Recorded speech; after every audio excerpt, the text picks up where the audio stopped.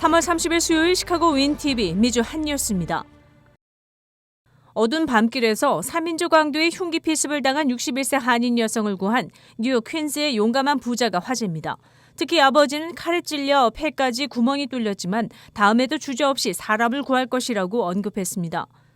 동네 귀퉁이에서 피자 가게를 운영하고 있는 부자는 26일 밤 여성이 소리치는 것을 듣고 119에 신고한 뒤 가게를 뛰쳐나왔습니다. 38세의 루이 설료비치와 68세인 찰리 설료비치는 흉기에 찔린 여성과 지갑을 훔쳐 달아나는 용의자들을 봤고 이들을 뒤쫓아 여러 번 칼에 찔리면서도 이들을 붙잡은 것으로 알려졌습니다. 용의자를 붙잡고 병원에 입원한 부자는 폐가 손상돼 말을 하기 힘들다고 알려졌지만 문제없이 회복할 것으로 알려졌습니다. 현장에서 체포된 3인조 강도는 약물 소지와 폭행범죄 조지 활동 등의 혐의로 기소될 예정이며 25만 달러의 보석금이 책정됐습니다. 피해자인 61세 한인 여성도 곧바로 병원으로 후송돼 치료받았으며 생명에는 지장이 없는 것으로 알려졌습니다.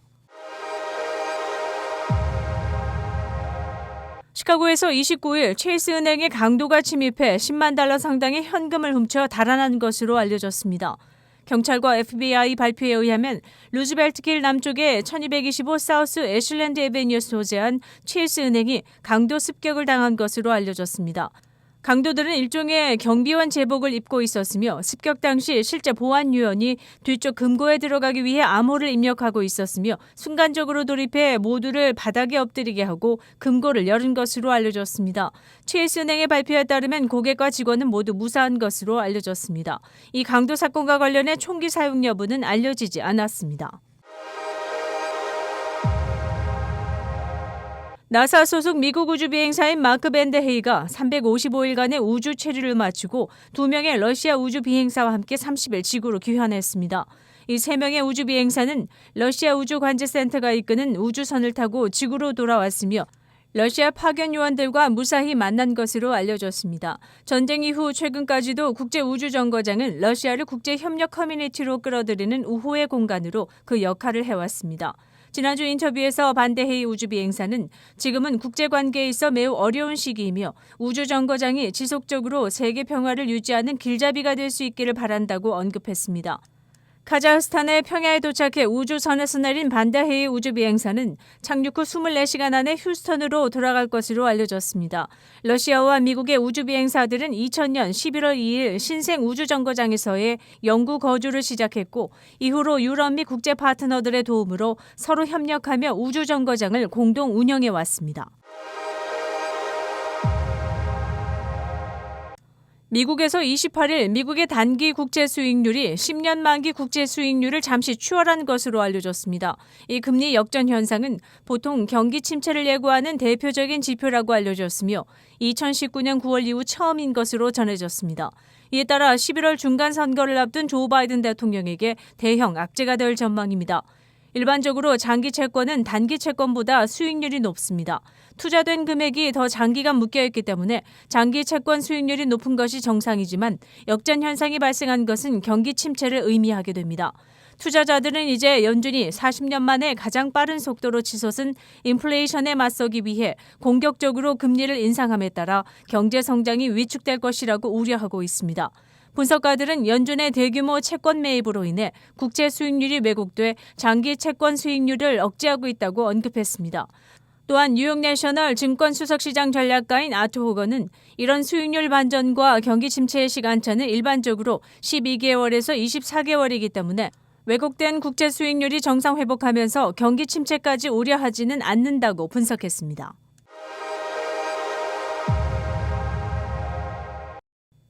지난 29일 21개 주정부 연합은 미 행정부의 대중교통에서의 마스크 의무 해제를 위한 집단 소송을 제기한 것으로 알려졌습니다.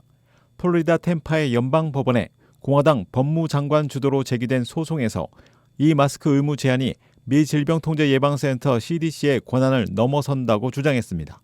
CDC의 대중교통에서의 마스크 의무는 2021년 1월에 발효되었으며 최근 4월 18일까지 연장되었습니다. 론 드산티스 플로리다 주지사는 29일 이 의무 사항을 당장 종료하고 즉시 정상적인 삶으로 돌아가야 한다고 언급했습니다. 참여한 주들은 조지아, 아리조나, 인디애나, 캔자스, 버지니아, 웨스트 버지니아 등을 포함한 21개 주 정부라고 알려졌습니다.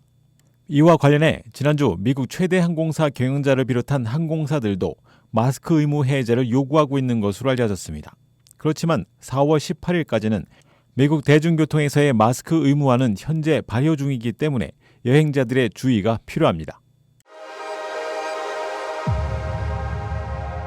미 전역에서 교통 시스템 규모로는 두 번째로 큰 시카고 교통국 CTA가 오늘 온라인으로 잡페어를 열었습니다. 21세 이상으로 운전 기록이 좋고 마약을 한 적이 없으면 일단 구직 신청 자격이 됩니다. 시간당 페이는 $24 이상인 것으로 알려졌습니다. 팬데믹으로 이직을 원하는 경우 아주 좋은 기회가 될 것이라고 CTA 관계자들은 말했습니다. 구직 관련 디렉터는 페이뿐 아니라 베네핏이 아주 괜찮은 것이므로 이직 혹은 구직을 원하는 경우 상당히 좋은 기회가 될 것이라고 홍보했습니다. CTA 드라이버의 경우 이미 한인들도 많이 취업하고 있는 것으로 알려졌습니다. 팬데믹 이전에 정식 은퇴한 한인도 주위에서 심심찮게 볼 수 있습니다. 최근 학교 버스 드라이버를 구하는 학교 디스트릭이 점점 늘고 있는 가운데 CTA 드라이버 또한 구직 활동을 벌이고 있는 한인들에게 좋은 기회가 될 것으로 전망됩니다. 시카고 총영사관에 지난 2월 말 정무와 경제를 담당하게 될 지형인 영사가 부임했습니다. 지 영사는 한미 동맹과 한미 관계 개선을 위한 정무와 한국 기업들의 활발한 미국 진출을 위한 분위기를 조성하고 경제활동 측면에서 지원하는 업무를 맡게 됩니다. 우리 대한민국하고 미 중서부 지역과의 그 정무 관계, 좀 더 크게 말씀드리면 한미 동맹, 한미 관계 발전을 위해서 이약 하나만 좀 더 노력을 더 열심히 경주해 나갈 예정이고요. 13개 주를 관할하게 되는 시카고 총영사관의 지형인 영사는 전기차 부품 산업 진출 분위기가 조성돼 있는 현실이며 세금 문제와 경제활동 방향 제시 등 동포들이 필요로 하는 부분에서 정보를 제공하는 세미나 등 다각적인 활동을 할 예정이라고 포부를 밝혔습니다. 기술적으로 경쟁력을 갖고 있는 우리 기업들이 충분히 이제 진출할 수 있는 분위기나 여건이 어느 정도 좀 조성이 되고 있지 않나 싶습니다. 그냥 세금 문제라든지 아니면 뭔가 좀 미국에서 생활하시면서 경제활동 하시면서 좀 필요하신 부분들에 있어서 저희가 좀 전문가들도 한번 좀 모시고 일단 우리 동포분들을 줌이 됐던 아니면 실제로 이제 같이 좀 모셔서 한번 좀 말씀을 듣고 이야기를 좀 나누고 그런 시간을 좀 정보를 좀 제공할 수 있는 그런 시간을 좀 마련하도록 일단 좀 저희가 좀 준비를 좀 하도록 하겠습니다. 동포 여러분들 제가 지금 부임한 지 이제 한 달 정도밖에 안 됐습니다. 좀 많이 부족하겠지만 앞으로 계속 좀 발로 좀 직접 찾아뵙고 여러분들이 갖고 계시는 애로나 좀 건의사항 같은 것도 계속 좀 청취해서 앞으로 그 총영사관이 미약 하나마 좀 동포 여러분들께 도움이 되는 정책을 펼 수 있도록 최대한 노력 다하도록 하겠습니다. 네, 감사합니다.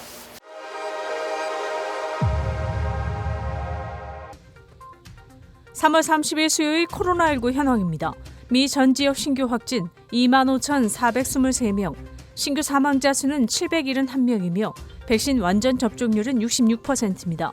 일리노이주 신규 확진 1,324명, 신규 사망자 수는 10명이며 백신 완전 접종률은 68.2%를 나타냈습니다. 다음은 어제 기준 각 주의 신규 확진자와 신규 사망자 수입니다.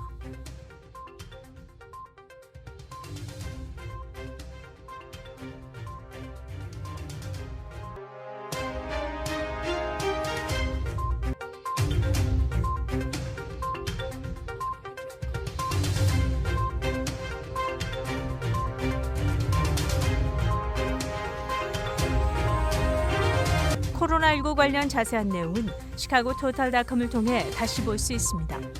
윈TV 채널 24.5와 MCTV 채널 24.6 방송은 안테나를 이용한 공중파 방송을 통해 시청할 수 있습니다. 코로나19 비상시국 뉴스24에서는 여러분의 제보를 기다립니다. 제보 전화 847-290-8282번입니다.